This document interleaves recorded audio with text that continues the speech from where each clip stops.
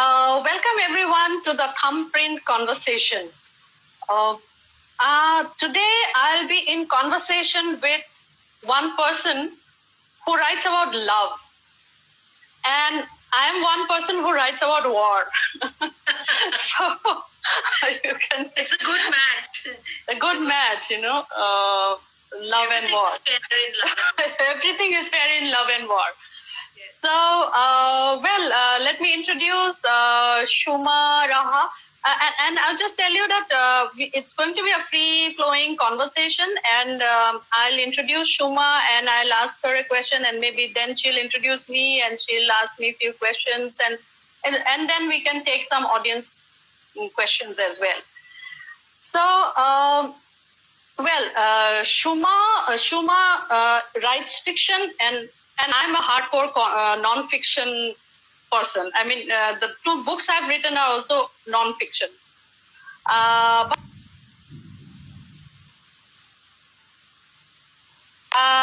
Shuma is the winner of the Juggernaut Short Story Prize 2017.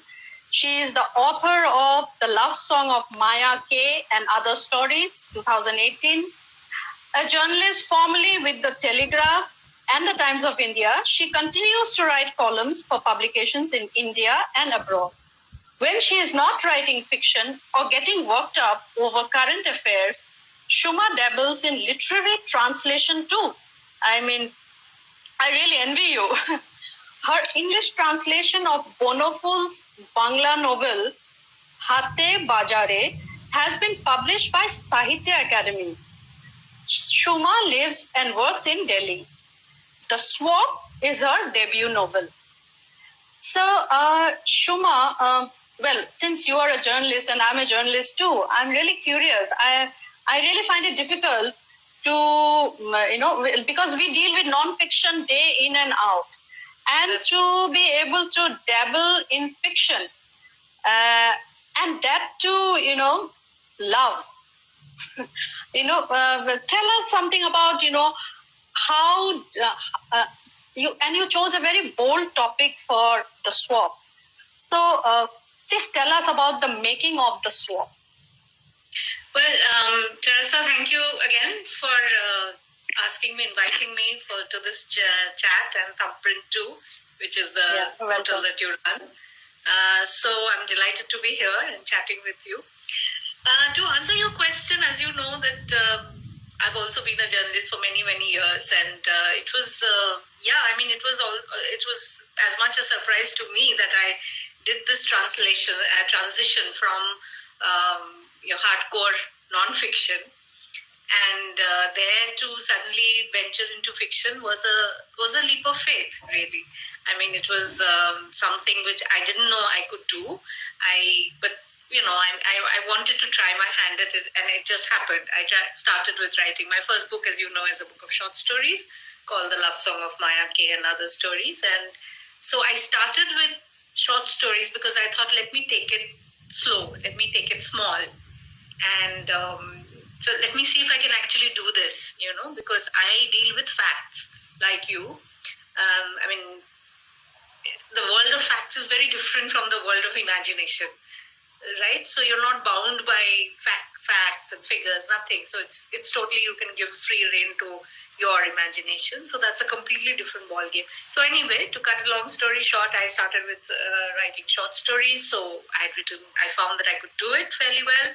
I mean, okay, they were all right. And so that book happened. And then my second book, Swap, which was published in December last year, which is a novel. And yes, as you mentioned, it is a sort of a bold subject because the central plot point is the practice of swapping, which is, where couples sleep with each other's partners for sexual variety, sexual entertainment, call it what you will. So that is the central plot point. However, when you say that I write about love, I wouldn't like to characterize it like that. I think love, of course, does play a huge, big role, but I really write about human nature. And probably I'm exploring human nature through the channel of, the love relationships between human beings. So I'm really exploring human nature through this. And that goes for this novel as well, Swap. So Okay. that's all. Yeah. So, but of course, your world is completely different. And as a journalist as well, because I've never done conflict reporting, I'm basically an editor, and my writing, I've written considerably, but my writing is not hardcore conflict. It's not hardcore news. I write more feature-ish stuff, columns, etc., and interviews, and so on. So your world of journalism is also very different, and your writing also. It's completely driven by your reportage, right? Mhm. The material of your books also driven by reportage. So I wanted to know that both your books, the Mothers of Manipur and Bulletproof, which is the notebook of journalist notebook of on reporting on conflict. They're both derived from your work, journalistic work, right? So I wanted to know that conflict reporting is, of course, very tough.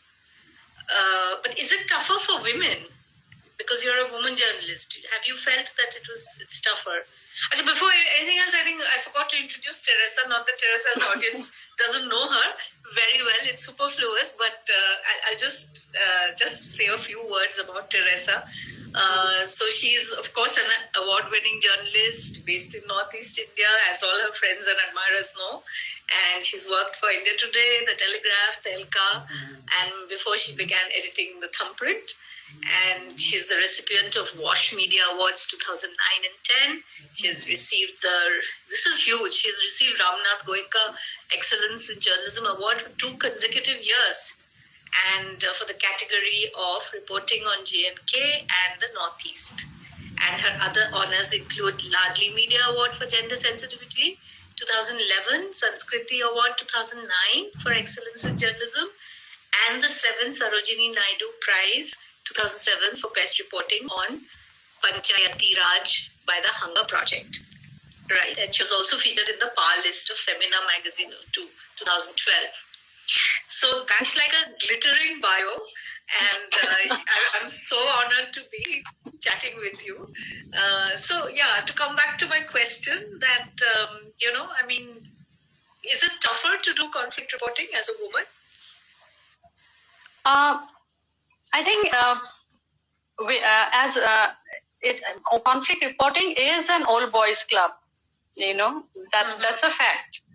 And you are stepping into a new terrain, and it's very difficult to getting your sources. There are these fixed sources where you're really stepping into an untrodden path. And I'm a first generation journalist.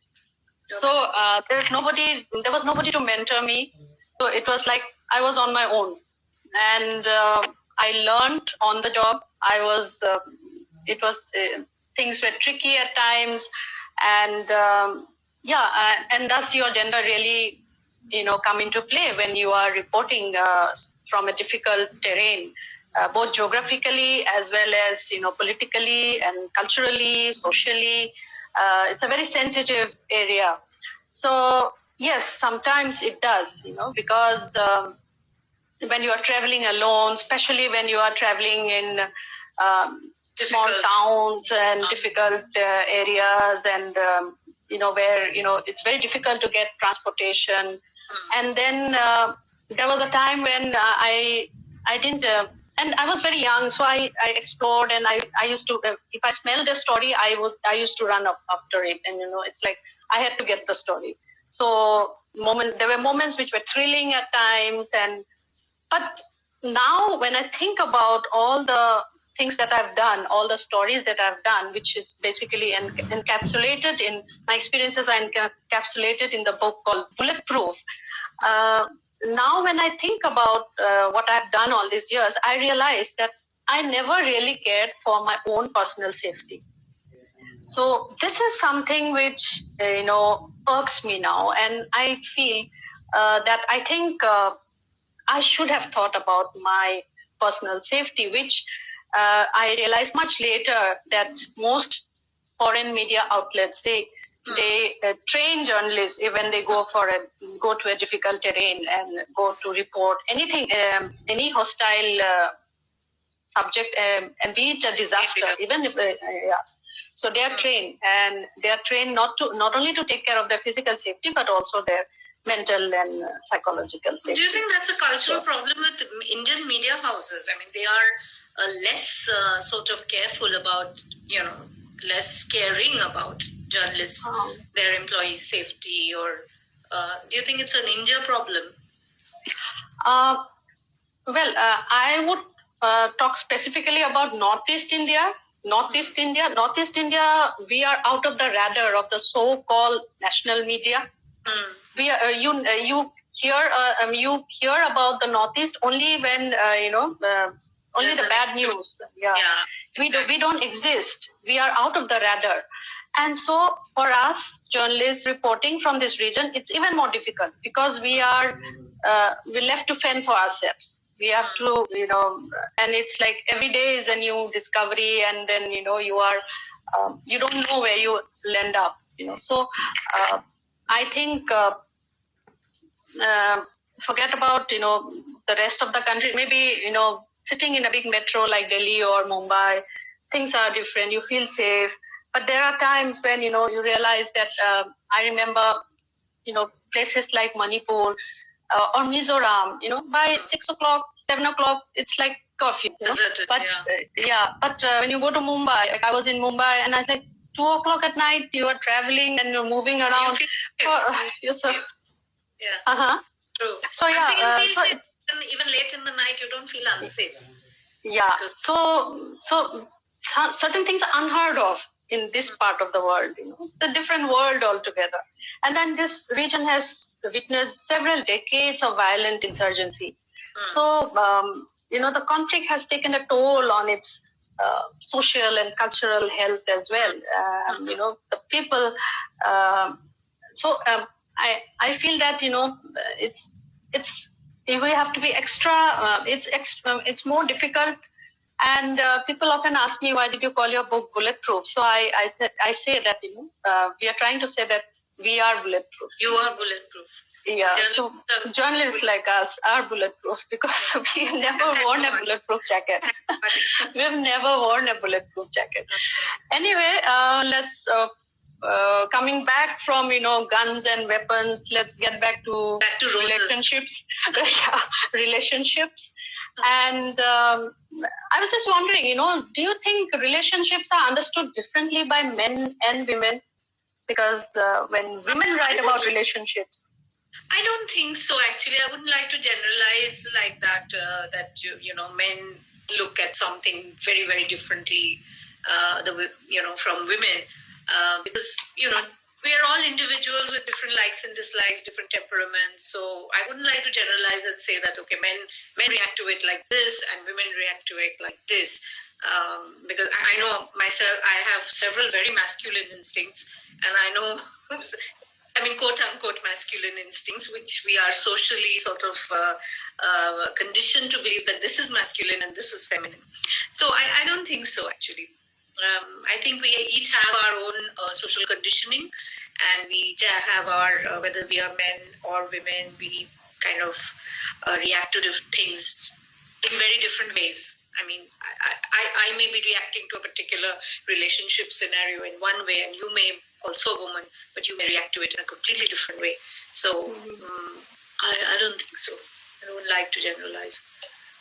And when you talk about a book like a novel like Swap, the topic that you have chosen, in many ways, how difficult was it for you to write it?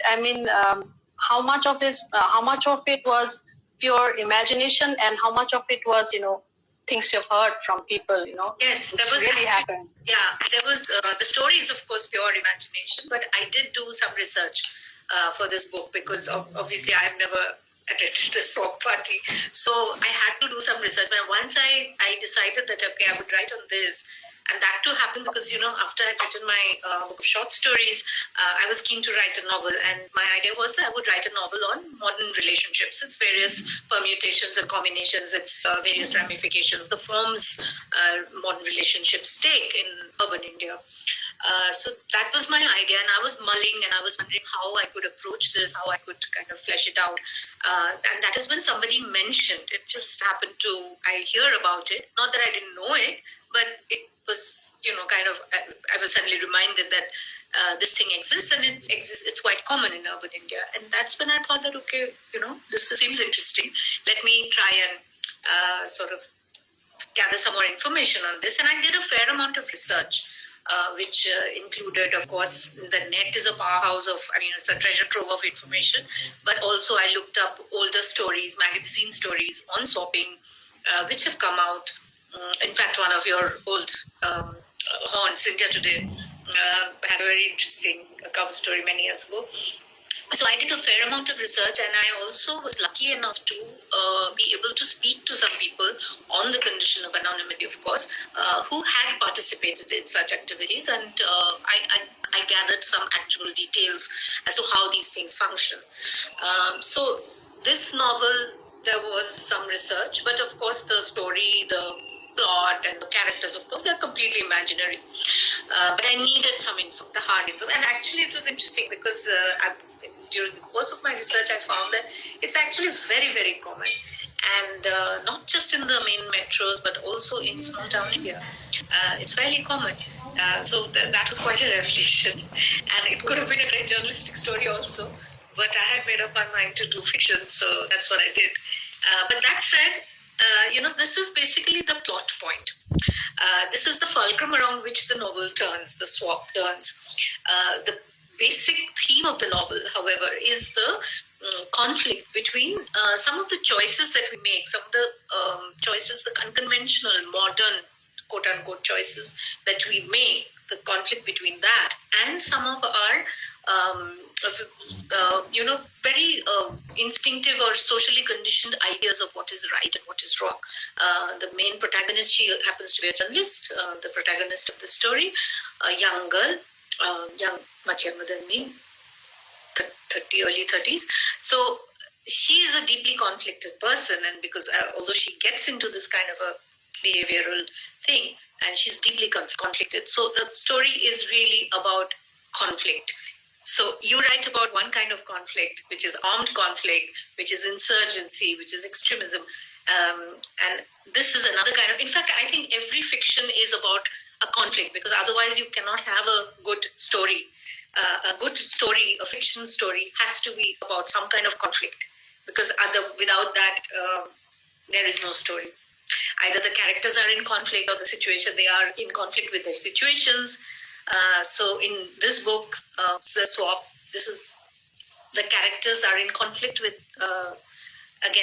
each other over what they hold sacred, and what they do in the ultimate analysis. So there's a conflict, there's a social conflict, there's a personal conflict, relationship conflicts. So that's how The Swap came about.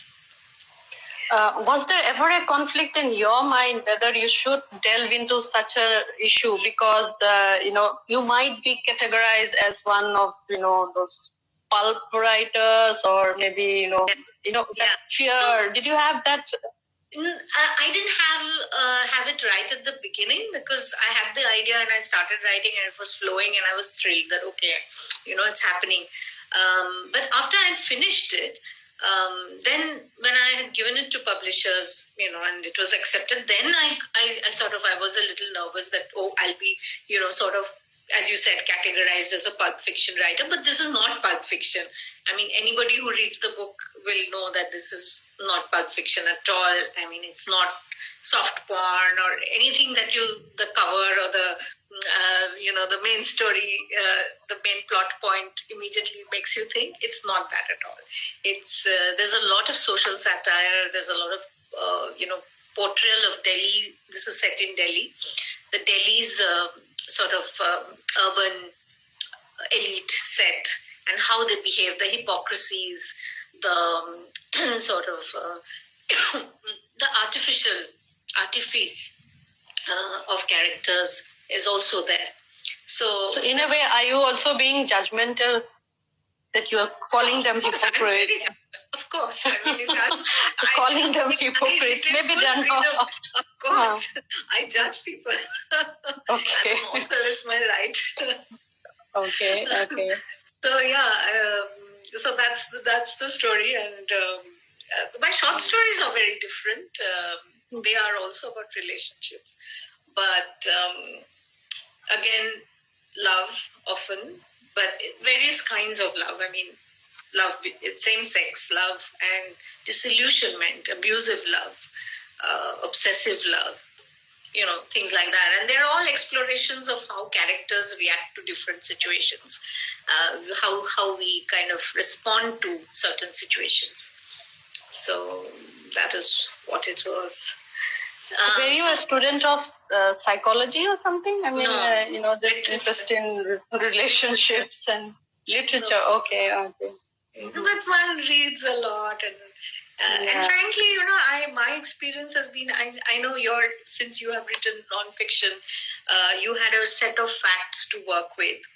I mean, in fact, that's what I wanted to ask you that also, that you, since you've covered insurgency and conflict in such great detail, and you've got such a rich store of material, were you sometimes at a loss? I mean, there's so much material you have that did you think that, okay, should I go for this or should I go for that? And, I mean, was it ever a problem deciding on what you wanted to write? When I was a journalist? Yeah, when you started writing the book. No, not about the book. Okay. Because you had so much material. You still have so much material. So... actually, as I said, this book is a very, very personal narrative. It's a very personal narrative, and it's and as you said, you can be judgmental, but I can't be judgmental.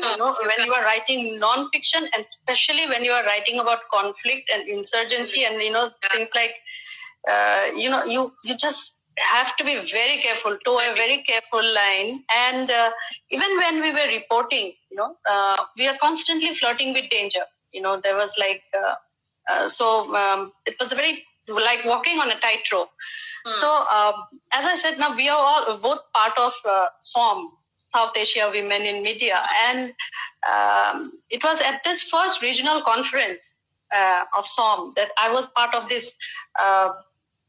There was this session on women reporting conflict.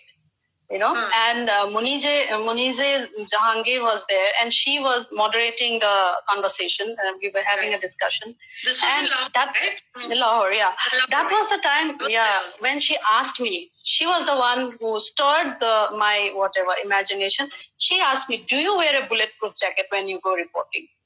So that question actually, that is why this book is known as Bulletproof, because we never, I never really thought about my personal safety, and there were times when I even dragged my kids with me. I went reporting, and that was like, I just had to get my story, and my sources include everyone from a nurse in a hospital to this chai wala to the person who's a compounder in the government hospital.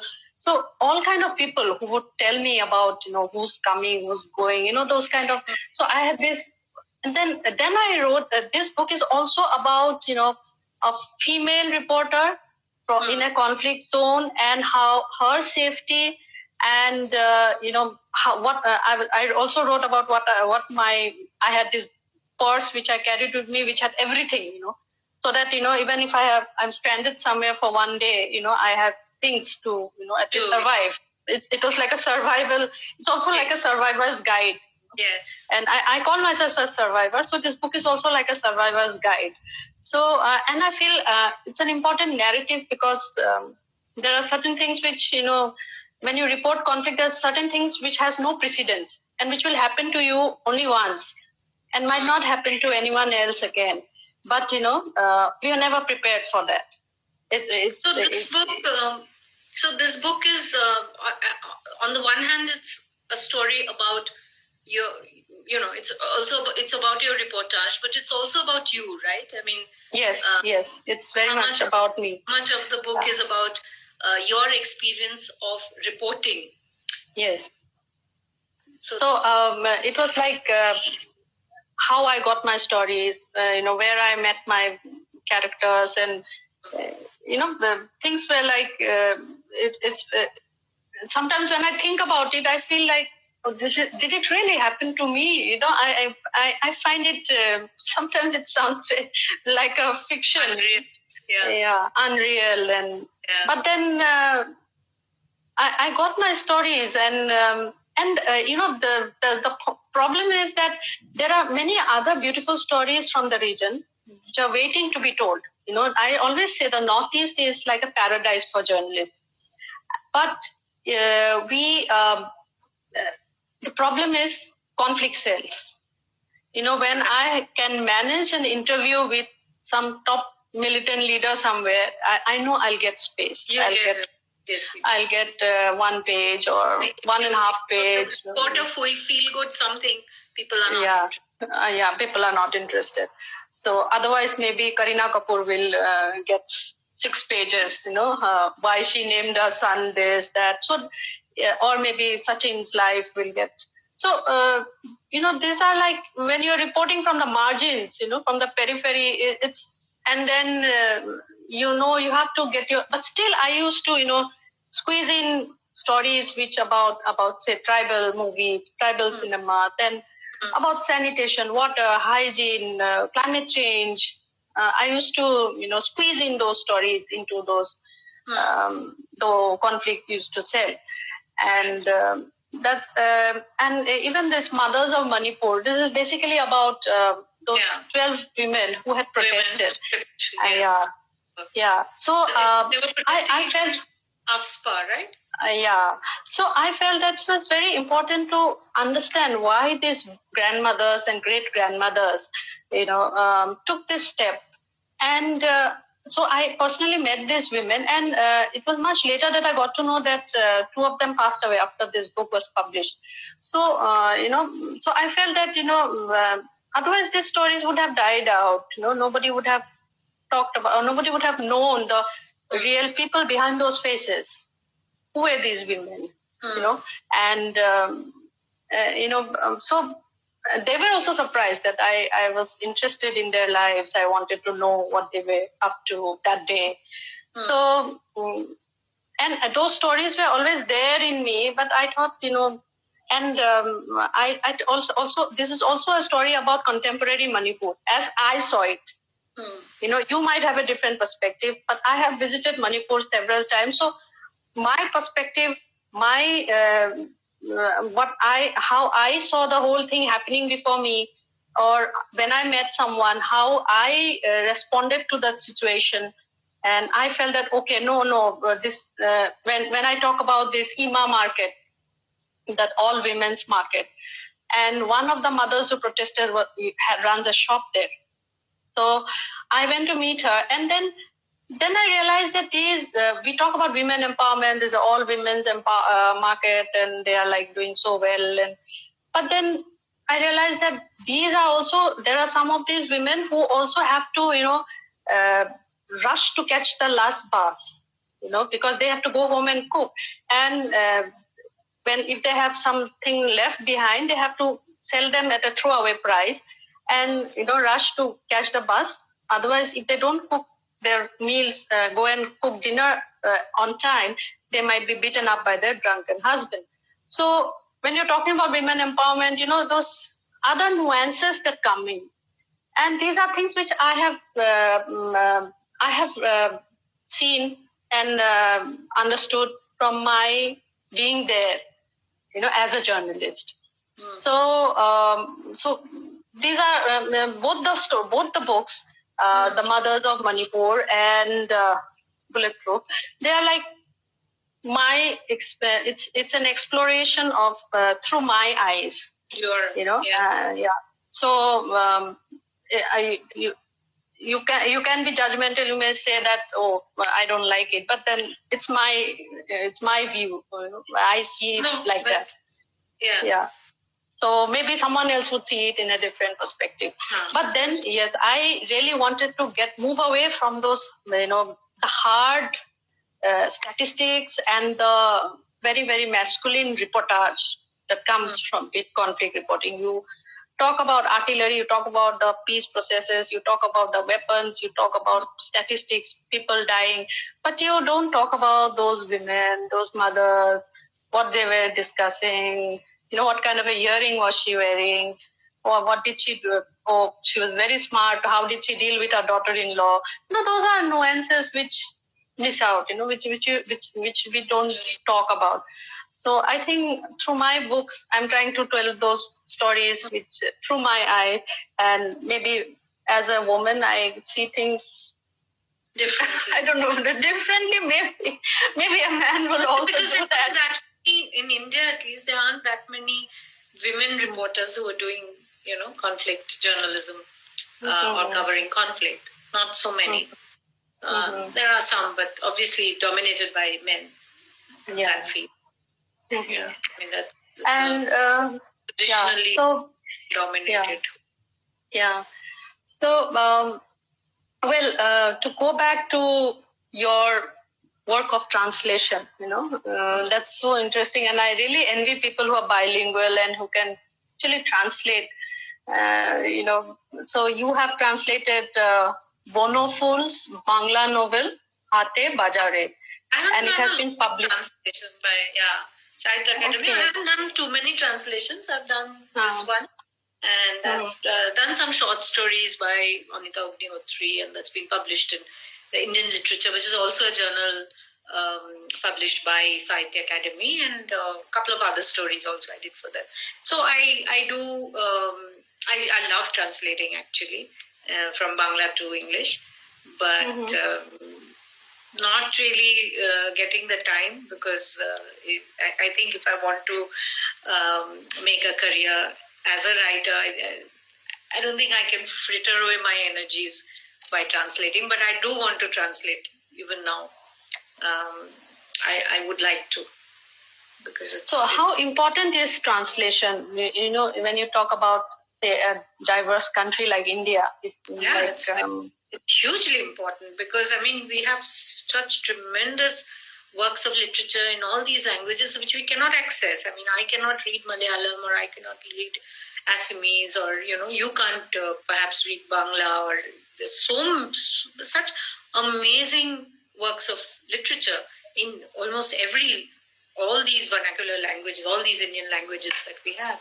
So how do we access? Translation is the only way we can access them. It's very, very important, I think, and not just into English. I think even inter-language, say Assamese to Bangla and Bangla to Assamese. I think those are also very, very important. I know earlier a lot of Bengali in the early 20th century, a lot of Bengali novels used to be translated into various other Indian languages, because Bengal was a kind of an the vanguard of literary activity and so on. So that happened a lot then, but I don't think we've had a similar sort of translation project flowing into Bengal at all. We don't have, in Bengali, we don't have translate works from other languages. So we all tend to access these other works of literature through English, which should not be the case. We should have these, but unfortunately I can't translate into Bangla. I would rather translate into English, because I'm a little more competent there, I think, Bangla to English rather than some other language. And can you tell us about this work, this Hate Bajare? Hate Bajare is quite an iconic novel, actually. It's by Bono Fool, and it sort of gained a lot of fame after a movie was made. This is much before our time. I think it was made in the 60s, early 60s. I've seen the movie. So Ashok Kumar was the lead character. He played the role of the doctor, who's the protagonist. So it's basically sort of a series of about this doctor. It's just post independence. That's the time when it's set, and the doctor, he's posted in a small town in Bihar, and then he retires there and he stays on. And his experience with the tribals, the locals, and he's a humanist. He's a wonderful human being, and he just decides to spend his life treating and healing the poor, virtually for free. So it's a very touching kind of it's a series of sketches. I mean, it doesn't have a formal novelistic structure. It's a series of sketches, really. And then finally there's the doctor dies. I mean, he's killed, really. So interesting book and very touching, moving. Mm-hmm. And would you like to read out something from the swap? I don't know. Not really. I mean, I've read out so many. I've done so many. How many? Oh, I see. Prashanto has joined. Hi, Prashant. And if anyone has any questions, please. Yeah, please. I think rather than me reading out, or do you want to read out, Teresa? You go ahead. I mean, I don't know if people. No. Yeah. Please read out. Please read out a passage from Swap. Why don't you read? So I'd like to. No, you read. It's okay. I won't. Okay, so I'll start. Then you read out something. Okay. So this is from Bulletproof. I'm talking about the part when I had gone to meet Mr. Muiva, the NSC and IM chief. Yeah. So I had clinched an interview with him. So I'll just narrate what happened at the end. So my mind went back to the interview with T.H. Muiva a short while ago. He said, naturally, everyone wants peace, but it doesn't come naturally. Peace has its own ways and means. He was very particular about maintaining a good rapport with the masses. The basic political understanding is that the masses are always the foundation. If they understand us, we are strong. Sometimes I also go to the villages to meet them, he asserts. He travels a lot in and out of the country. There was plenty to keep him on the move when he returned home. He said, it's natural that one feels happier and more consoled in one's own land. I have the best time in my own home. My greatest attachment is to my homeland. I plan to be here for some more time. As our car zipped past the winding lanes in the scenic hillock, I noticed a signboard stating restricted entry timings from 8 p.m. to 6 a.m. Outsiders were not allowed to visit the restricted zones, which comprise the hospital and signal and communications wing. As the triangular blue gate carved in a traditional design shut behind me, Shadang felt that I was hungry. He bought me some of the local bananas in the small market outside. It's quiet and peaceful here. You can even set up your office here, he joked. Indeed, it was quiet and serene. As I nibbled on the banana, I smiled. It was a nail-biting finish. I had managed to get an exclusive interview with the NSC and IM Supremo at his headquarters in Hebron. This encounter with Muiva remains memorable for another reason. As the interview got over, I saw him adjust his gold-rimmed spectacles. He had leaned and whispered something to Shadang, his close-eyed. Shadang had smiled and looked at me. I was looking around for the last time at the audience hall, built in customary Naga style. As we came out, Shadang kept smiling at me. Curious, I had asked Shadang, what did Mr. Muiva say? He burst out laughing. Uncle Muiva said, this reporter is very cunning. And I was thrilled. Quite possibly, this was the best compliment I had ever received as a journalist. Cunning. Cunning. So, and that's how he saw me as a reporter. Cunning. So, you kind of drew him out in spite of himself. Yeah, so I didn't ask him those regular questions, so maybe that's why he thought I was cunning. So it was an interesting perspective because they don't really need female reporters going and interviewing them. So maybe they saw it maybe, and because I asked him things like, what do you like eating, and other things which not the usual stuff you ask, chief of a militant organization. So that's why I think but that really stayed with me, somebody calling me cunning. Cunning. So yeah, so the cunning female reporter. Yeah. I wanted to ask you this. Just came to my mind that have you ever, because you're also from the Northeast, you are a child of that land. So reporting on conflict. There is the government and the establishment on the one hand, there are the insurgents on the other. So have you ever been conflicted in your mind as to where sometimes have you felt your sympathies conflicted? Have you been conflicted in your own mind as to where your sympathies lie sometimes? Have you ever felt that? See, as I said, you can be judgmental when you are writing fiction. But I just can't afford to be judgmental. No, I know. So, in your writing, no, you can't afford to. I'm saying in your yeah. No, actually, I objective journalist, you can't do that. You have to be objective. But for me, it was very. We have a heart. Yeah. No, for me, it was very important to get the stories behind the stories, and very important to try to understand why this young guy, a teenager, had taken up arms. But I wanted to explore that. Maybe because I'm also a mother, and I'm trying to. For me, I just wanted to talk to them, ask them about their family, ask them about what happened. Why did they choose that, and where do they stand? I mean, the women, especially when the female cadres, where do they stand?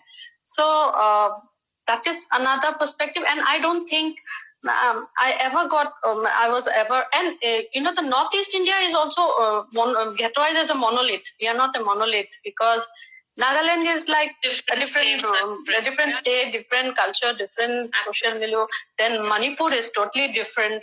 So it's like going to another country. It's like it's a new world. So you just have to get your story. I just pursue my stories and try to get the best, extract the best out of it, and I don't rest till I am satisfied. I completely get that because I have a kind of a schizophrenic mind now because a part of me is a journalist, and I completely get that when I'm I wear my journalist hat, I try to be as objective as possible, and I know this is what the story is, and I have to be faithful, and I have to stick to facts because I am circumscribed by facts. I am bound by them.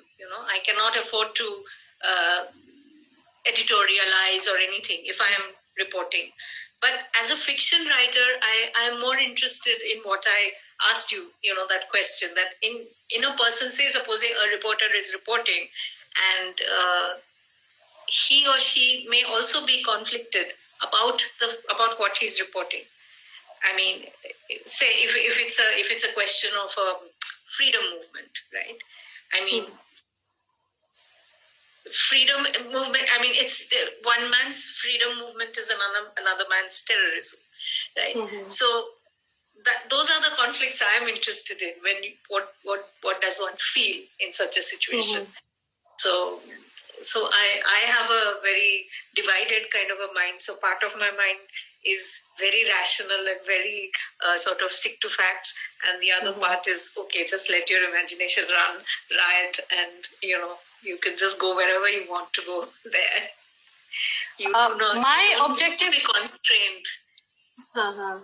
My objective was to go beyond the statistics, beyond the press releases that we get, beyond those dry press releases. Yeah, the human stories that are missing when you talk about conflict reporting.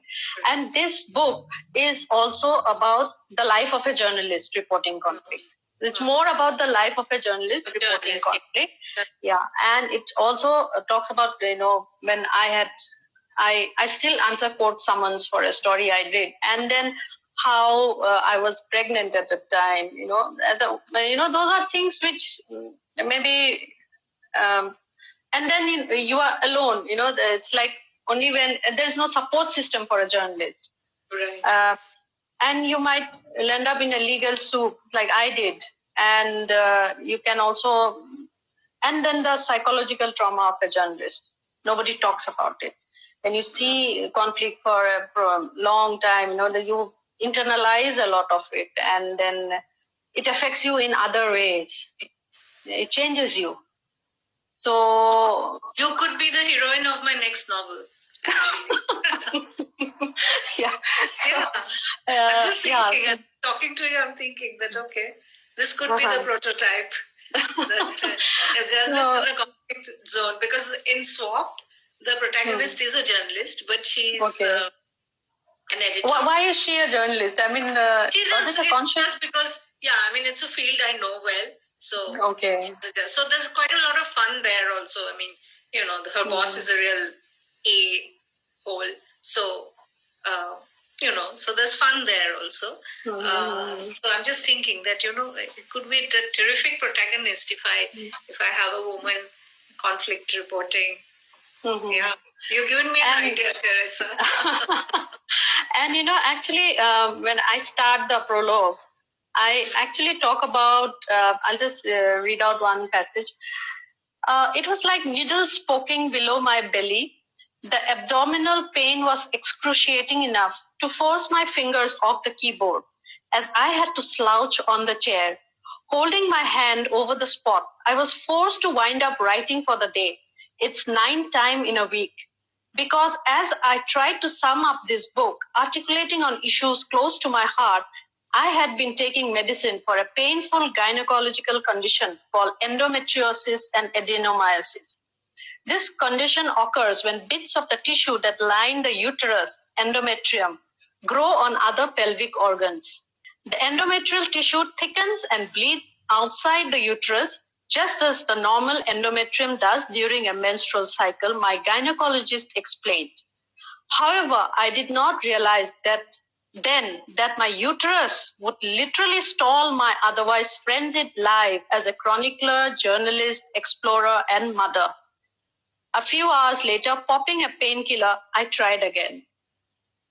The clock went on ticking as I stared at my laptop, trying to weave stories from my reporting experiences. In the backdrop, I could hear my teenage daughter playing Rag Bhairavi on her violin. Shoving the hot water bag on my lap, I shut my eyes and tried to subdue the killer cramps, like a dexterous weaver trying to untangle and play with the labyrinthine threads. I recall my 2-decade-long innings as a journalist in Northeast India, a region that has witnessed bloodbath, unrest, and violence. So, when you say why women write, we women also have the uterus, so that is something, that the uterus can actually stall your life. I mean, it has. And I'm sitting here in front of you. I actually had to take a painkiller before sitting here. So, this, when we say why women write, as in, as juxtaposed to why men write or men do not write, how would you see that? Do you think we're right in talking about why women write and only women talking about why women write? No, I feel that it should be more. I think women write for the same reasons that men write, because if you want to write, right? I don't think we have any different or exceptional reasons which are, distinct from the motivations that, sort of drive men when it comes to writing. But I think it's more about how women write. As you said, you had, the uterus, you often found that to be an impediment to your work. So women have other challenges also, barring the uterus. It's also, most of us willy-nilly, we are expected to look after the house, and as you said, the mothers of Manipur, they had to catch the bus and go home and cook. So, and I've read accounts of so many celebrated women writers, Alice Munro, Toni Morrison, both Nobel Prize winners, and they've written about how they had to snatch time, literally steal time, from their usual work day, which is a lot of domestic work also. and they've written. So I think I'm more interested in how women write, how they manage their time, and so that is what's that? That's probably yeah. I mean, I'm more interested in that rather than why we write. I think we write. I don't know. What are your thoughts? Do you think we write because we feel differently, or? I think now earlier maybe there were many women who used to write secretly. They were very apprehensive about talking about the fact that they were writing, or I think family members also didn't encourage them that that they write or publish. A man gets more prominence, and he gets, if he sits down to write, he'll get a cup of tea and he'll get all the other things that he needs.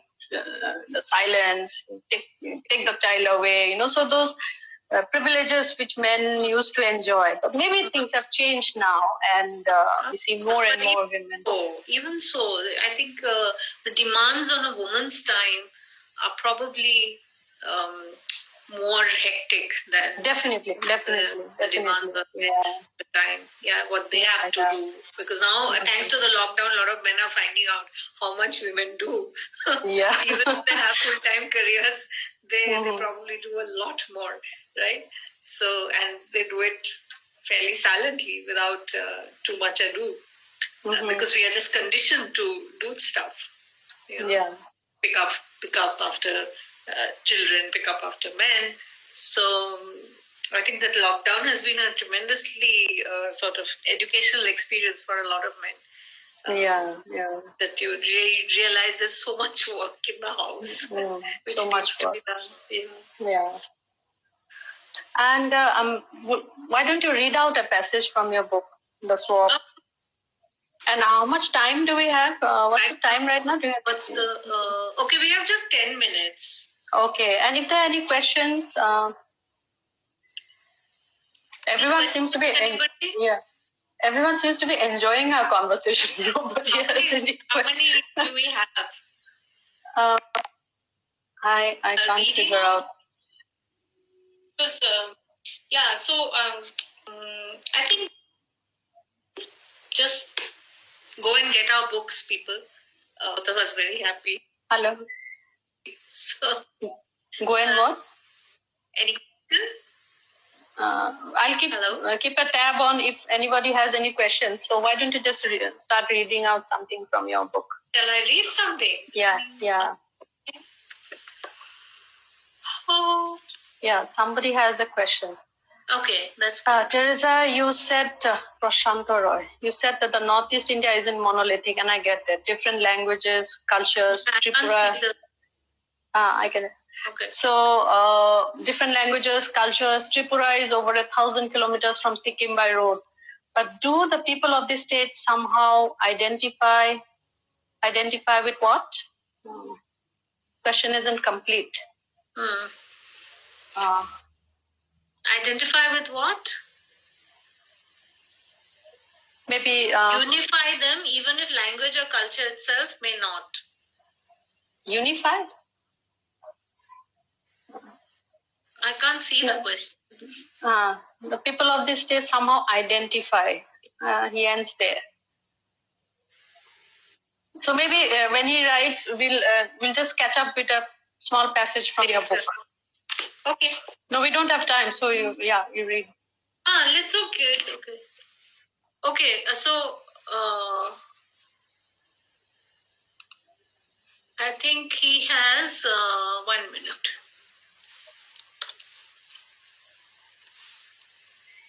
No, you just read out a passage. 1 para, 2 para. Let's answer the questions. No, I mean we are just. Wait. Prashanto had a VA for you. He's just messaged me the question. So let me open WhatsApp on my computer, then I can read out the question. You can answer. It's not even opening. Anybody else has a question? Okay. So Prashanto asks, Teresa, you said the Northeast isn't monolithic, and I get that. Different languages, cultures. Tripura is over 1,000 kilometers from Sikkim by road. But do the people of these states somehow identify with this entity called the Northeast or with each other? They do often face a similar othering by the rest of India. Does that unify them, even if language or culture itself may not? Would Tripura residents be angry about AFSPA misuse in other states, even years after it was withdrawn from Tripura? Oh, I think we just have 23 seconds left. So, no, I'll just quickly answer. No, they don't. They don't unify. It's only in Delhi or Mumbai that they are unified as Northeasterners. But otherwise, we are like different states. And we have just 7 seconds left. So I'll wish everyone good night. And we have